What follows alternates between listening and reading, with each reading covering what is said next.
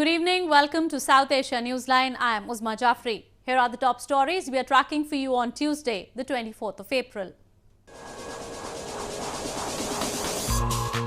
Indian Foreign Minister Swaraj attends SCO Foreign Ministers meet in Beijing.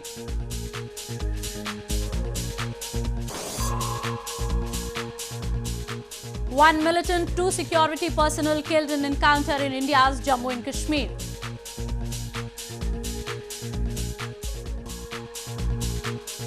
And India shines in South Asian Judo Championship held in Nepal.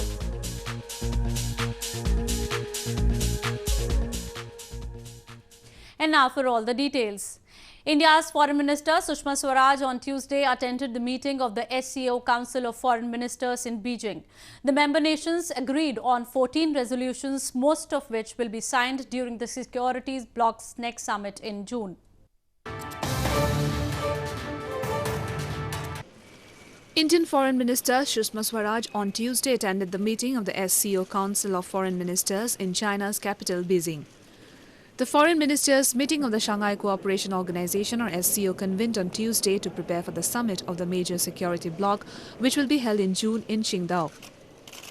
Chinese Foreign Minister Wang presided over the meeting, during which the foreign ministers exchanged views on cooperation as well as major international and regional issues.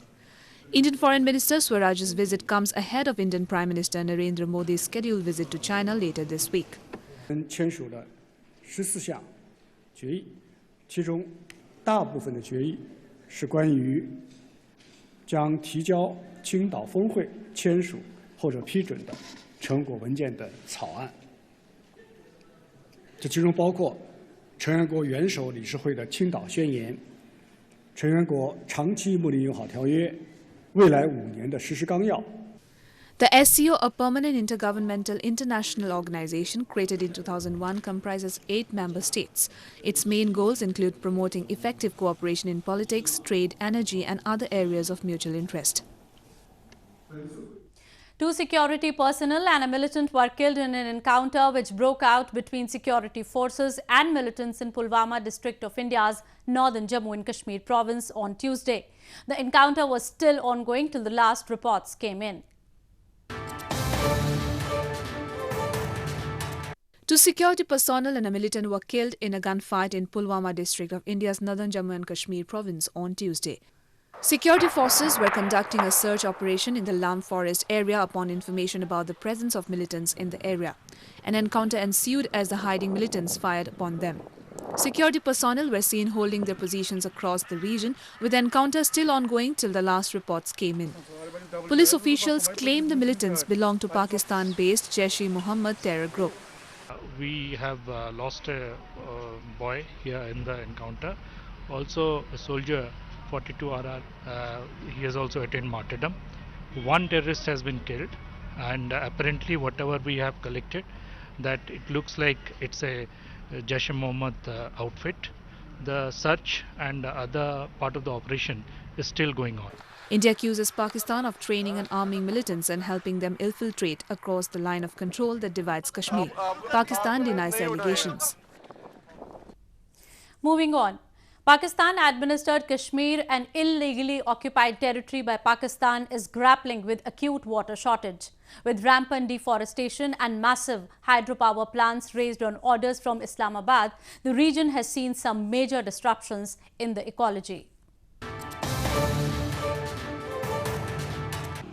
Residents of Hatian Bala town in Jhelum Valley district of Pakistan-administered Kashmir are facing a severe water crisis. Private water suppliers are ferrying half-filled or empty cans in their vehicles from the outskirts of the town, where the last trickle of water is yet to dry out. Fully dependent upon Pakistan-administered Kashmir for its water, Pakistan has been diverting the natural flow of rivers to feed the gulf of its own provinces, leaving the residents of the illegally occupied region clamoring for the last drop. यहाँ पर पानी की बहुत बड़ी किल्लत है, जैसा कि आपके सामने ये हम इधर से पानी भर के लेके जाते हैं बाज़ार में, और बाज़ार में हमारे कोई पाइपलाइन लगी हुई है लेकिन पानी मुकम्मल नहीं आता है, और वो भी कभी आता है तो बहुत ही कम अर्सा में तकरीबन. Along with raising massive hydroelectric power plants, Pakistan has cleared most of the flora and fauna of the region, causing detrimental changes to its ecology. तो करंट सिचुएशन आपको बताते चलें कि दरख्तों की बहुत ज़्यादा कटाई की वजह से यहाँ अब बारिशें बहुत कम हो रही हैं, जिसका नुकसान हमें ये है कि बर्फ़बारी कम हो रही है, और बर्फ़बारी चूँकि कम हो रही है तो उस वजह से जितने भी हमारे आबी ज़खायर हैं, चश्मे हैं, वो काफ़ी हद तक कम हो चुके हैं। Locals say with proper policies and planning by the government, the problem could have been solved. But despite several pleas, the illegally occupied region has been left to suffer by the federal government of Islamabad, which illegally occupied it over 6 decades ago. In news from Afghanistan, the deadly suicide bombing on Sunday, which killed more than 55 people in Afghan capital Kabul, has lowered the number of people registering for the upcoming polls. Civilians are now expressing concerns over the security situation, as there have already been at least 3 attacks on registration centres since voter registration started earlier this month.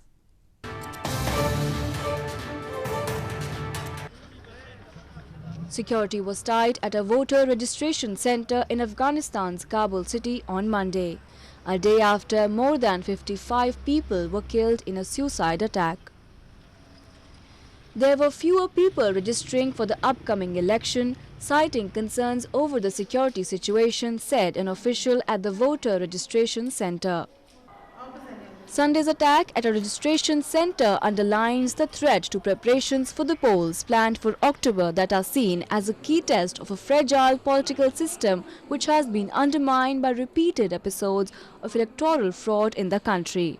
علاقه مردم این اونقدر زیاد به انتخابات نیست به خاطر که یعنی نسبت به سالهای گذشته و نسبت به یعنی اوضاع و حملات مردمی که ما می‌بینیم یعنی بسیاری مردم یعنی به انتخابات نمیخواد که انتخابات بده به خاطر که روز ما که می‌بینیم یعنی اوضاع وخیم‌تر شده میره. This comes at a time when President Ashraf Ghani's government has been under international pressure to ensure the long-delayed polls take place this year.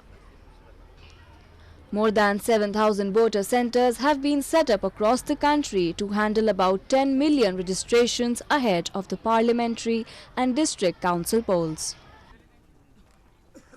But there have already been at least 3 attacks on such centres since voter registration got underway earlier this month.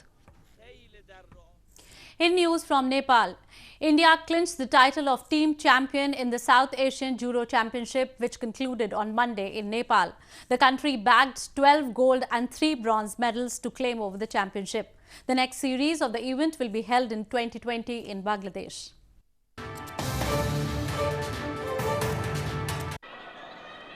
India has clinched the title of team champion in the 8th series of the South Asian Judo Championship, which concluded in Nepal on Monday. India under the male team category defeated Pakistan in finals with 3-2 score and claimed over the title. Under the female team category, India also defeated Nepal with 5-0 score to win over the championship. The country in total won 12 gold and 3 bronze medals during the 3-day championship. Sir आगे हमारा है अभी Asian games आने वाला Asian games जो Indonesia में हो रहे हैं उसके लिए हम तैयारी कर रहे हैं अभी पूरी मन लगा के उसी के लिए हम अभी भी अच्छे से प्रैक्टिस करेंगे sir. The championship, which began on Saturday, besides the host Nepal, witnessed participation from South Asian nations including Bangladesh, Bhutan, India, Pakistan and Sri Lanka. A total of 102 players from 6 nations contested in the 3-day event. The next series of the event will be held in Bangladesh in 2020. A tree plantation drive was carried out in India's northern Leh city on Monday. The drive aimed to plant as many saplings as possible for a greener and better environment in the region.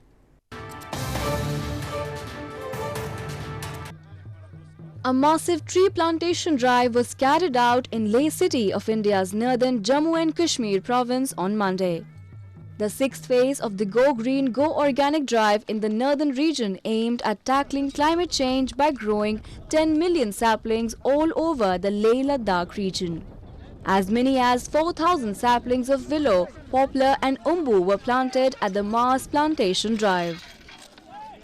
Go Green, Go Organic has practically trying to demonstrate environment protection through plantation program. They have already planted more than 3 lakhs, and now they are aiming at a very large scale plantation, more than 1.5 crores in the whole region of Ladakh. Organic तो बहुत important है। लद्दाख में बिना organic का जो chemical की वजह से आज हमारा कंटेंट कैंसर का हो, हमारा फूड हैबिट्स हो, तो ऑर्गेनिक होना काफ़ी इम्पोर्टेंट है। इसलिए गो ग्रीन गो ऑर्गेनिक का हमारा अभी लोगो अभी 4 साल से जो स्लोगन जो हॉलिनेस की लीडरशिप पे 4 साल से चल रहा है, हमने 4000 प्लांटेशन लगा दिया। आप लोग ने देखा कि अब हम कोशिश करेगा पूरा हिमालय में प्लांट करने की। Hundreds of volunteers and Buddhist monks were seen taking part in the drive, which was carried out with the help of Ladakh Environment and Health Organization or LEHO. The drive, which has already planted 300,000 trees, aims to plant 15 million trees across the region in the near future. A 6-day-long yogurt festival was recently celebrated in India's northern hill town of Dharamshala. Scores of people took part in the festival, which marks the end of summer's retreat for Buddhist monks and nuns.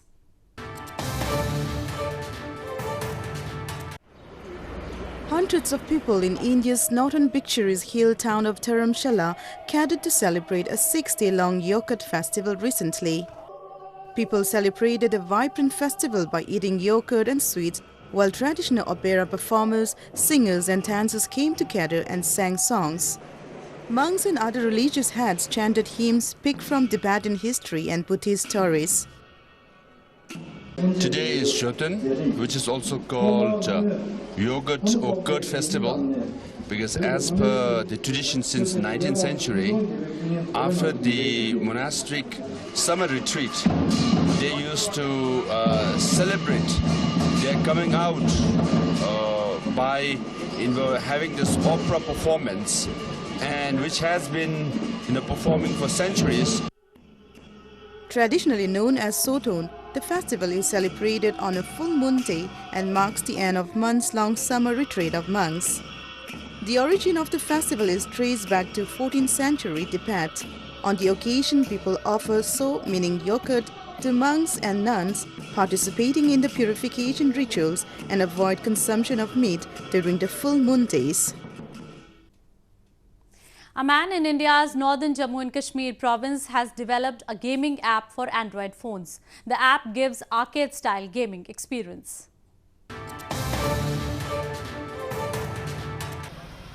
An Indian man hailing from northern Srinagar city has developed a gaming app for Android phones, which he claims to have amazing features and a vivacious gaming feel. App developer AHMED got hooked to developing apps and softwares during his final year of studies.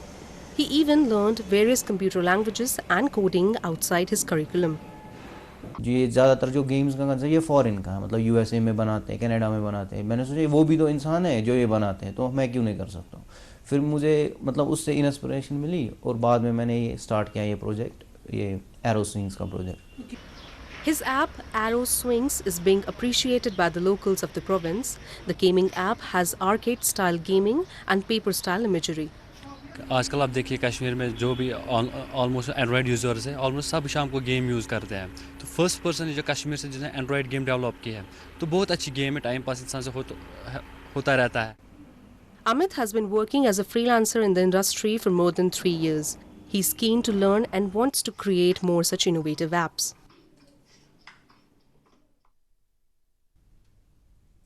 Well, that's all we have for you from South Asia this evening. Now our viewers can watch the show on SouthAsiaNewsline.com. You can also visit us on Facebook.com/SAsiaNewsline and follow us on Twitter @SAsiaNewsline. That's all in tonight's edition. We will see you same time tomorrow. Good night.